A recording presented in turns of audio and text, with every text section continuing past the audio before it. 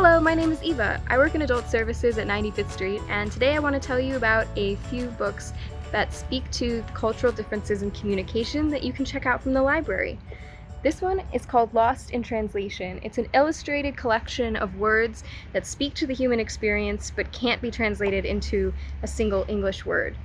One example from Hawaiian seemed particularly relatable to me about having someone give you directions out loud and it makes perfect sense, but as soon as you're on your own, it does not make sense anymore.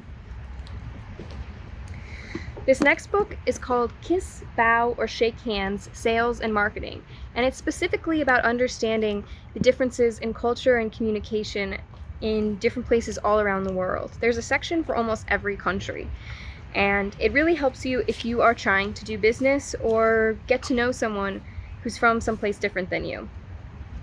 It's also wonderful if you're just curious. How far apart should you stand from someone in France? This book will tell you. The last book I want to tell you about is Through the Language Glass: Why the World Looks Different in Other Languages. It's by Guy Ducher, and it's a more academic look at how language and culture interact with each other. How does how we perceive the world impact our language, and vice versa?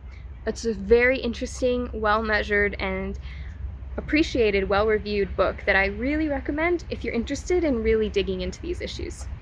Hi, my name is Christine. I'm from the 95th Street Children's Department, and our theme this month is Cultural Differences in Communication, a pretty big topic for children's books.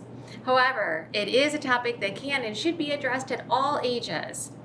And this is something that is not new for this generation. I was fortunate to know my great-grandparents that were from Lithuania, so I can relate to the many children that we have in our community whose parents or grandparents were not born in the United States, as well as to the boy and his grandfather in this book, Drawn Together, by Minh Le and illustrated by Dan Santat.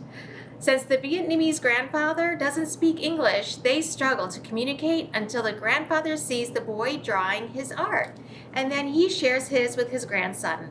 They both have a love of art, fantasy, and storytelling. Another great picture book is Home is in Between, and this is by Mitali Perkins, illustrated by Lavanya Naidu, about a young girl who moves from India. She helps her parents learn American culture while also teaching her new friends about Bengali traditions.